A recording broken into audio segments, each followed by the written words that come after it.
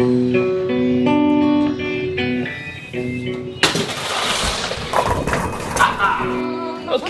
salut, it's Alex. Welcome to this second episode of the mozzarella series. The first episode was all about failing. Let's just hope that this second episode will be about success. Whee! I am basically allowing myself by using the best product out there. This is pure rennet, you know, the main coagulating agent in cheese making. Citric acid, more rennet. Then I've got some calcium chloride, which is an additive, just in case you're working with a milk that doesn't want to curdle properly. So now I've got no excuses anymore. I've got everything I need to do mozzarella. If I fail in this episode, it's the end of it. It's the end of it. I'm so sorry, 3 liters of microfiltered whole milk. Just a quick info, guys, instead of 3 liters of milk, I'm gonna go for a gallon, 3.8-ish, just because it's more practical-ish. Right, so now let's talk about citric acid. So as I told you, we need to acidify the environment to allow the curds to stretch properly. You could use lemon juice, you could use vinegar, but the problem is you would then add unwanted flavor. With this type of very pure and simple acid, it's way easier to get the proportions right. We need about 7 to 8 grams. That's about 1.5 teaspoons of citric acid.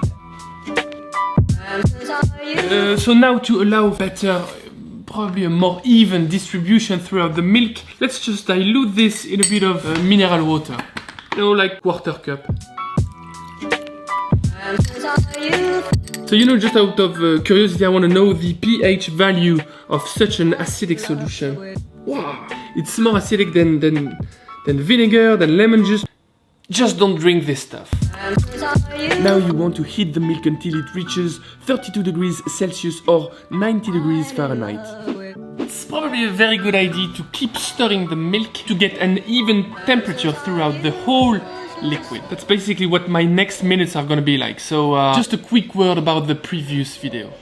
I thought it would be great for you just to see things as they are, not to be fantasizing about those chefs. You know, they never fail. They always get the recipe right. Whatever, they're just normal people, so they fail all the time. Okay, right, we've got the perfect temperature. It's time to add rennet.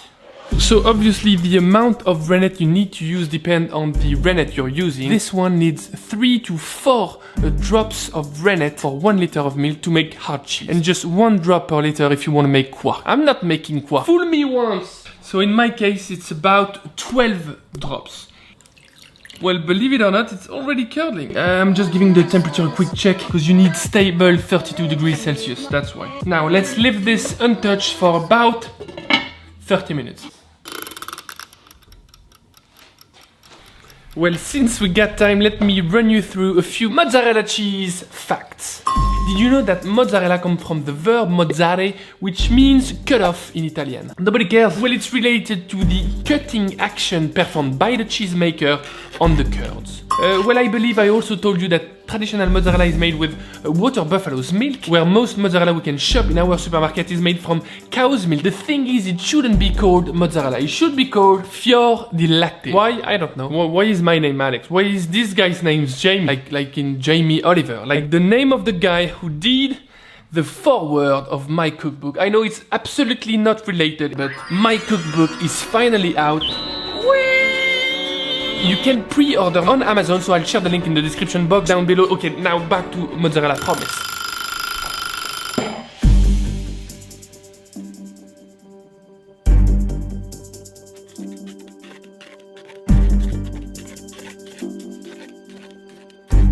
And now we should bring all this to about 42, 43 degrees Celsius. That's about 110 degrees Fahrenheit. Oh, I'm a cheesemaker.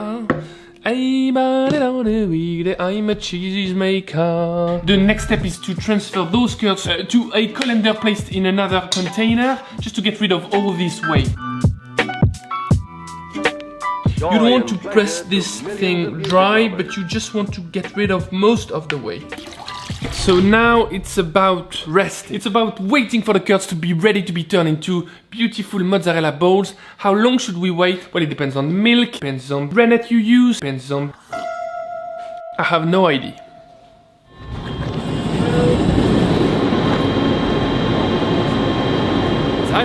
since I got some time to spare, we could benefit from just getting some proper, legitimate mozzarella. I know a place nearby, so of course their product is gonna be way better than mine, especially since I did nothing. But I need to experience, you know, all those sensations, the taste, the flavors, the juiciness, the texture, just one more time before actually committing into making it.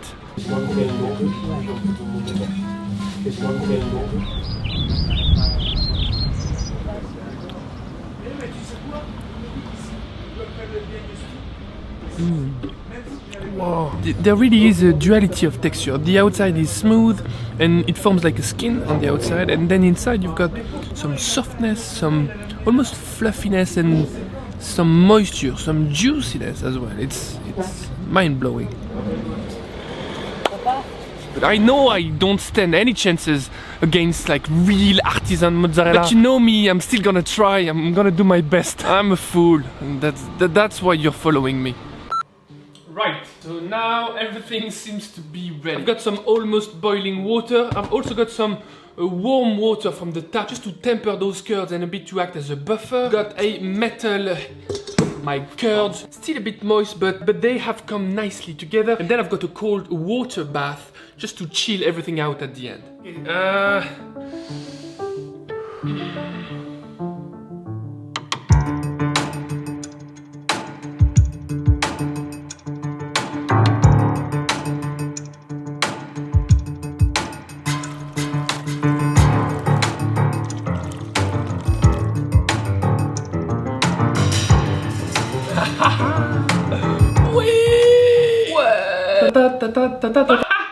God loves me after all.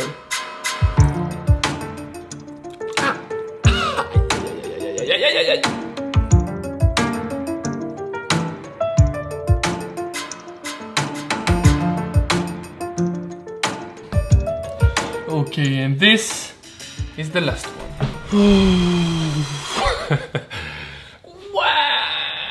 Why was I that nervous? It's not a big deal. So, let's review what we got.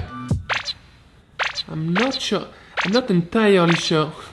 This is very weird. So I realized that you really need some hot water. If it's too low, that's the kind of outcome you get, like that grainy texture. But if it's too high, I kind of get the feeling that I cooked the mozzarella in some ways. It's more yellow, it's firmer. There seems to be a sweet spot in terms of temperature somewhere. Look how shiny this one is. It's just a beauty. Probably 90 degrees, which is super hot. In fact, my hands still hurt a bit.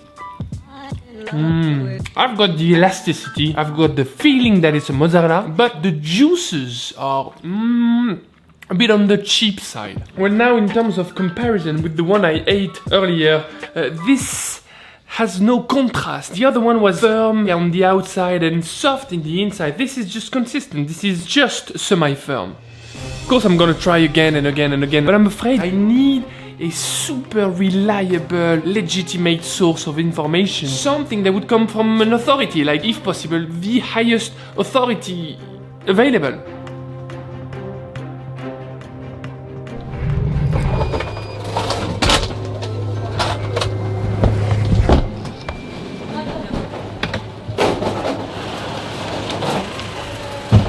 So I definitely need to up my game in terms of mozzarella making. I think there is only one way. We need to learn from the masters. And that's the very reason why I am here at the airport, waiting for my flight to Naples.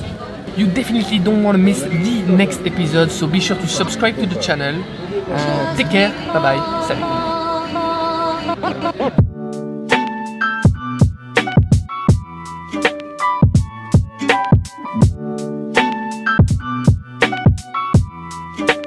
Joy and pleasure to millions of music lovers. I'm in love with